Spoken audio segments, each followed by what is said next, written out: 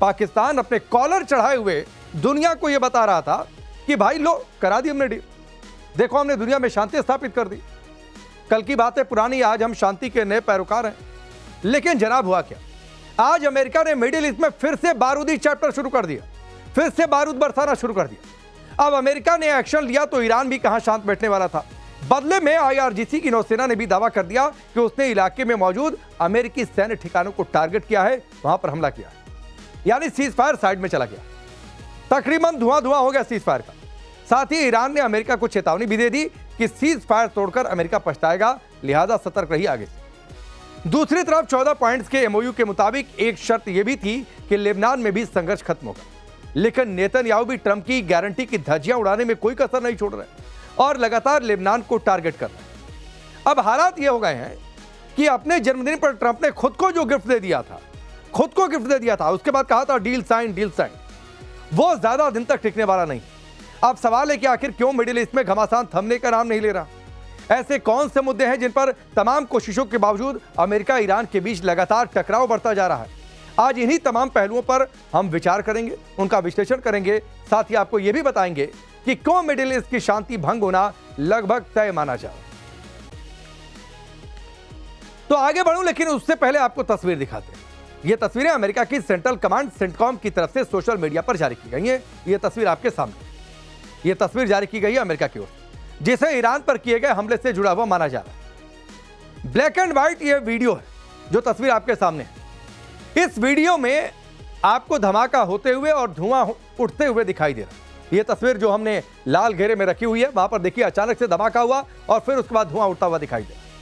लेकिन किसी खास ठिकाने या लक्ष्य की साफ पहचान इस वीडियो में नहीं हो रही है, सिर्फ धमाका और धुआं है।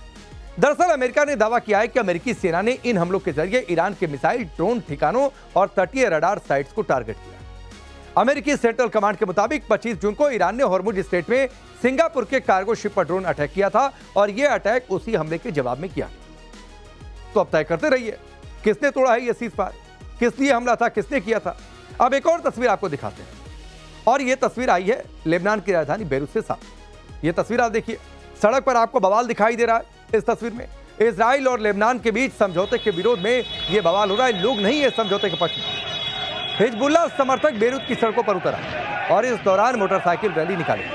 कई इलाकों में इजराइल के खिलाफ नारेबाजी भी हुई। रिपोर्ट के मुताबिक प्रदर्शनकारी मोटरसाइकिलों पर सवार होकर नारे लगाते दिखाई दिए। कुछ जगहों पर प्रदर्शनकारियों ने जलते टायर रखकर सड़कों को जाम कर दिया। हालात को देखते हुए लेबनानी सेना ने राजधानी की कई सड़कों पर अस्थायी चौकियां भी स्थापित कर दी। तो ये तस्वीर देखिए और लोग कह रहे हैं कि यह समझौता होना नहीं चाहिए इजराइल के साथ। ये लेबनान की तस्वीर है, बेरूत में सड़कों पर उतरे कि इजराइल के साथ समझौता नहीं हो सकता है, आर पार करेंगे। अब लेबनान में बारूद बरस रहा है और 9 दिन की शांति के बाद ईरान अमेरिका भी एक बार फिर से आमने सामने जंग में उतरते हुए नजर आ रहे हैं। लग रहा है कि कहीं ये कंप्लीटली सीज फायर टूट ना जाए। अब सवाल है कि आखिर क्यों जिस समझौते के लिए ट्रंप ने पूरा जोर लगा दिया वो टूटने की कगार पर है। क्यों अमेरिका और ईरान के बीच तनातनी एक बार फिर से बढ़ने लगी? तो चलिए आपको इसका जवाब भी दे देते हैं। दरअसल ईरान अमेरिका सीज फायर के बावजूद स्ट्रेट ऑफ हॉर्मुज पर नियंत्रण और शिपिंग को लेकर विवाद जारी। युद्ध के दौरान ईरान ने इस अहम जलमार्ग को बंद कर दिया था, जिससे दुनिया का लगभग 20% तेल और LNG ट्रांसपोर्ट प्रभावित हुआ, जिसके चलते ग्लोबल फ्यूल क्राइसिस पैदा हुआ। MOU में अमेरिका ईरान ने हॉर्मुज को फिर से खोलने और फ्री नेविगेशन सुनिश्चित करने पर सहमति जताई। बदले में अमेरिका ने अपना नेवल ब्लॉकेड हटा दिया। हालांकि ईरान अभी भी हॉर्मुज पर अपना कब्जा बनाए रखना चाहता है। कुछ दिन पहले ही ईरान ने कुछ कमर्शियल जहाजों पर अटैक की धमकियां दी, जिससे हॉर्मुज के मुद्दे पर दोनों देशों के बीच मतभेद एक बार फिर से पैदा हो गया और माना जा रहा है कि विवाद की जड़ी है। इसके अलावा ईरान अमेरिका सीज फायर के बावजूद लेबनान में हिजबुल्लाह और इजराइल के बीच संघर्ष भी रुक कर बीच में चल रहा है। यह भी तनाव का एक अहम कारण है। ईरान सीज फायर को ऑल फ्रंट यानी सभी मोर्चों पर लागू मानता है और इजराइल के हिजबुल्लाह पर जारी हमलों को सीज फायर वायोलेशन मानकर अमेरिका को जिम्मेदार बताता है। ईरान ने MOU में लेबनान सीज फायर को स्पष्ट शर्त बनाया, लेकिन इजराइल ने इसे माना नहीं और कहा कि हम तो हमला करते रहेंगे हिजबुल्लाह पर। हिजबुल्लाह को पूरी तरह डिसमेंटल करने की अपनी मांग पर इजराइल अड़ा हुआ है, जिसका असर अब ईरान और अमेरिका के बीच भी देखने को मिल रहा है और कड़वाहट वहां पर जो पहले से थी वो और तेज हो रही है।